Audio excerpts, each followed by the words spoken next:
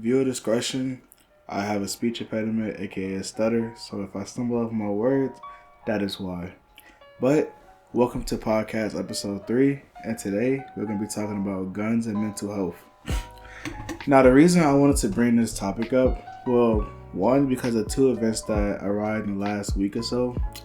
We all know what happened in Texas, and that was very unfortunate. I send all just positive energy to the families just because it was a very tragic situation. And those kids don't deserve to go through that. And what I disagree with is people telling kids what to do in those situations, but it's definitely have to do with the person that actually has the gun. For example, if I had a gun, right, and my purpose is to shoot with it, right, whatever is in my way of shooting has nothing to do with me pulling the trigger.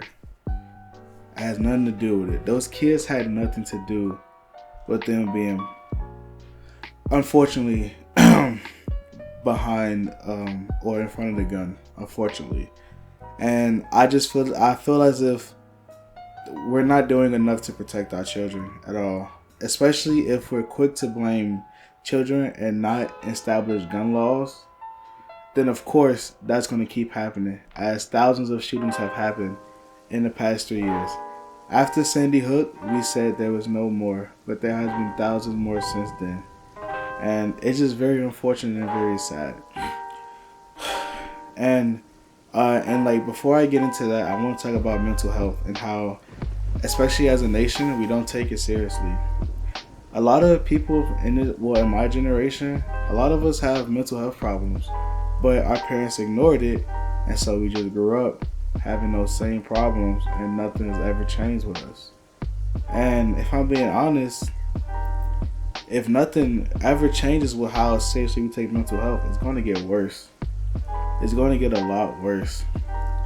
Recently, I watched the XXXTentacion documentary. Now, a lot of people don't know, but X was actually my favorite artist. Well, still to this day, but definitely while he was alive. And I didn't know it at the time, but like his music and music of his sort, such as Lil Peep, Juice WRLD, emo rap, all that stuff, it really like allowed me to express my emotions, because a lot of times I was just showing, oh, I'm happy, you know what I'm saying? It wasn't cool, especially for a dude to be sad. No dude could, especially to other dudes. Other dudes would like, they would just talk so bad of your name if you ever expected you was sad, and that's really sad itself. And so I never really had nobody to talk to about when I did have problems. I kind of just ignored it. But through the music I was listening to, I was able to actually like understand what I was going through. Now, watching the X documentary, obviously he's a very controversial person, and what he did was absolutely wrong. What to his ex-girlfriend was absolutely wrong. I don't stand by it. But the documentary, like, it really portrayed how to separate an artist from their art. And I have to say that, like, him growing up being misunderstood, feeling alone, nobody like feel like nobody cared about him, and then when like I really like, you can like really like tap into that, because there's a lot of people like him that exist in this world. And then when they do bad things, that's the only thing that they highlight, rather than when they try to do good things, we just always focus on the negative. We don't let anybody change. We don't let anybody grow. We just don't let anybody do anything, and that's really sad. And it's just a very emotional topic, because like I've gone through a lot of stuff too. Like, my mental health isn't like, it's actually right now at this point, it was like, it's not even like, I'm not even in the right direction. I'm not even like positive right now, and I haven't been for the past week due to personal reasons that I want to explain, because it's not about the podcast. But yeah, it's like, it's really sad to like go through, especially depression, all that stuff. It's really like, it's really hard to go through that stuff. But the thing is, we ignore it all the time, because as a society, we only think about positive stuff. And if it's not positive, it's something controversial that we can talk about.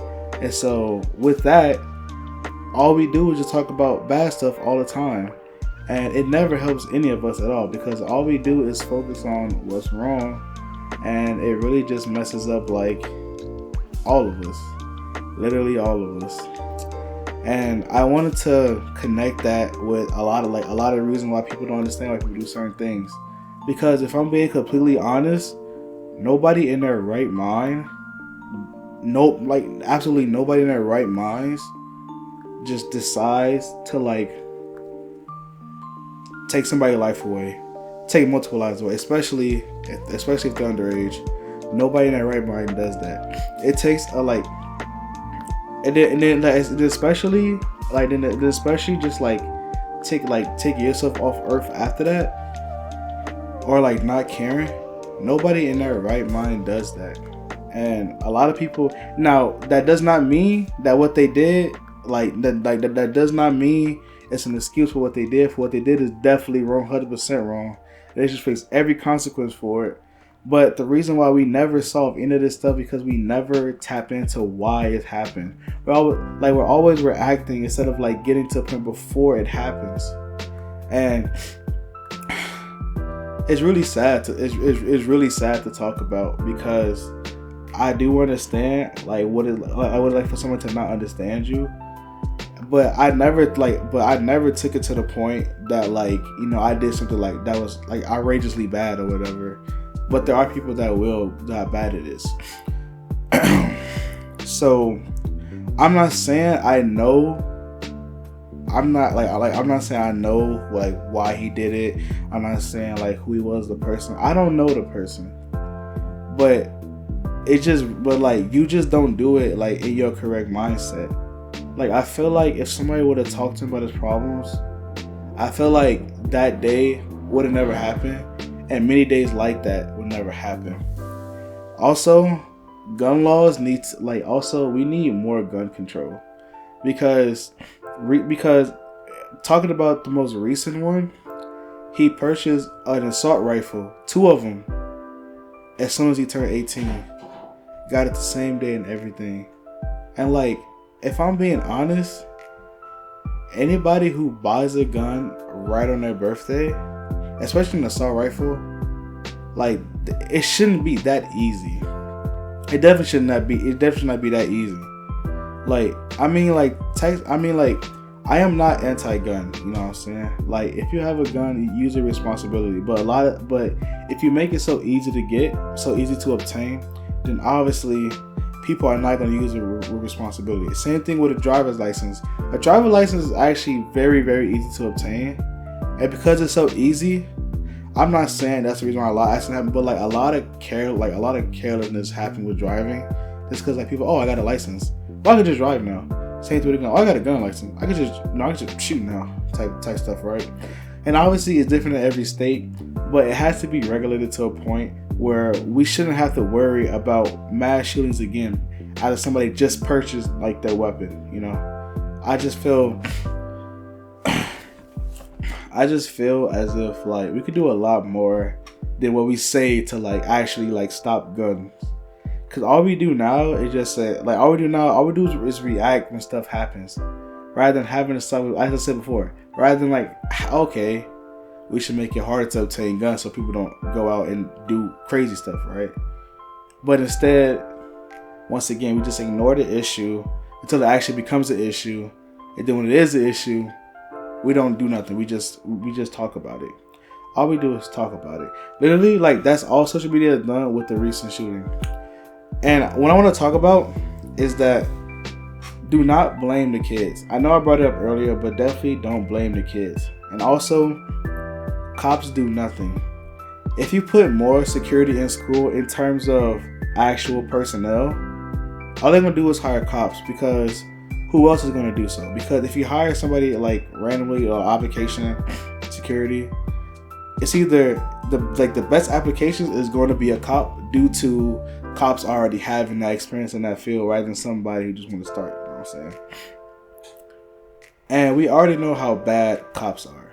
Literally, I could bring up so many videos of a cop just like abusing kids, even though their job is only security. But like, there was a cop that literally just like body slam, flipped the whole student over. But we're not going into that. So there's no point in hiring school, and also it's not the school's fault. It's not. I would say like the people in the school is not their fault. It's not their fault. Like the people in that school, they didn't know that somebody was gonna, you know what I'm saying, just like take the lives of several people, several children. Nobody can predict that. Nobody is going to school thinking that, yo, my life might be taken today because somebody, you know. Well, now they are, which is sad. It's traumatizing. A child literally had to smear her friend's blood just so the gunman won't possibly take her life out. You know how traumatizing that is? And yeah, we're still blaming kids. We're still blaming staff for that stuff. How about we blame the people behind the trigger? Because the only people that can stop you from shooting is the people from behind the trigger. Only the person that's holding the trigger can stop the trigger. People need to understand that. And we don't know what's going on inside that gunman's head. We don't know how he got to that point because we don't care.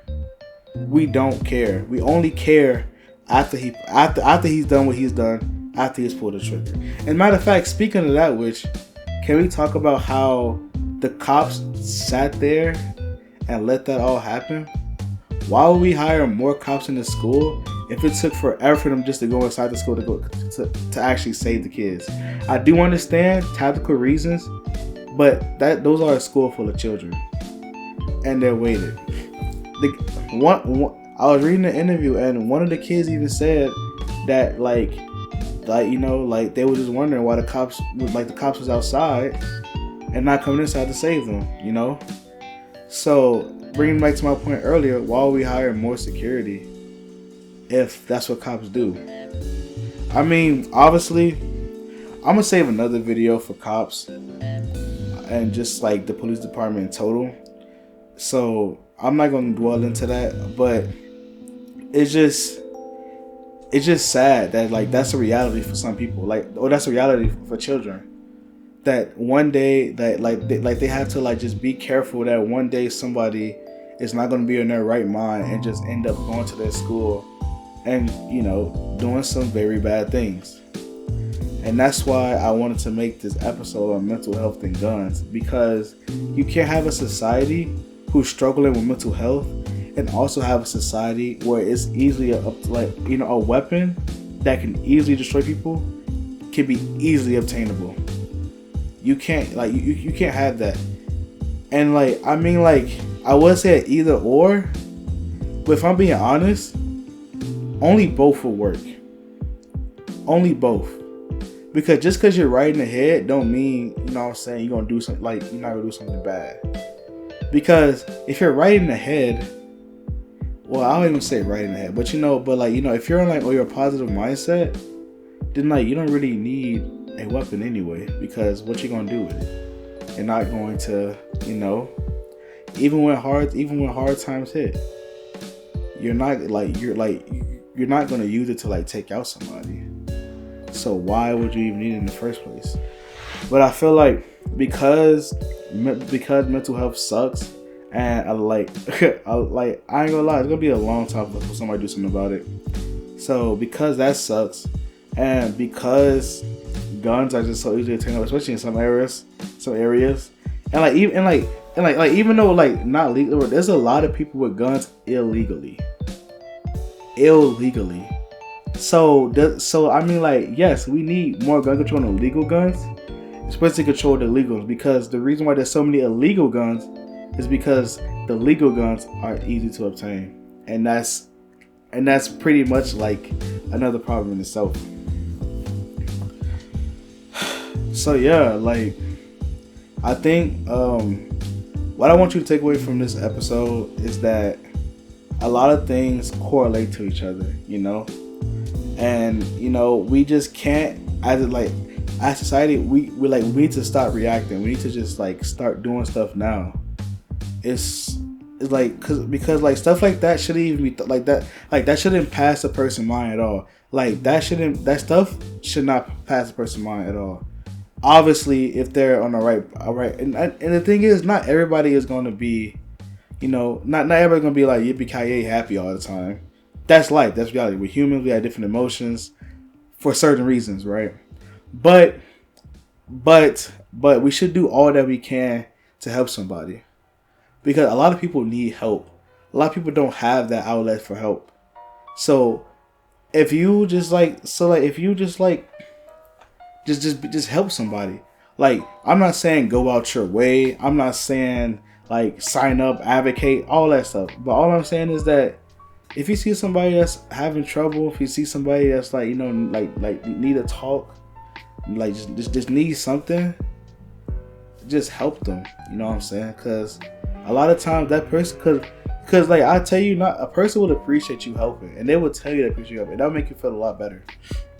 So, as I was saying before, what I want y'all to take from this podcast is that a lot of things are correlated with each other, and a lot of times we can't really solve one problem without the other. And there are a lot of there's a bigger problem than a simple problem sometimes, and. We need to stop reacting to stuff and like actually solving it from the bottom up, actually solving it so things can get solved before things get a lot worse. And that's all I have to say. It's AnySzn, man. And I'm out, man. Peace.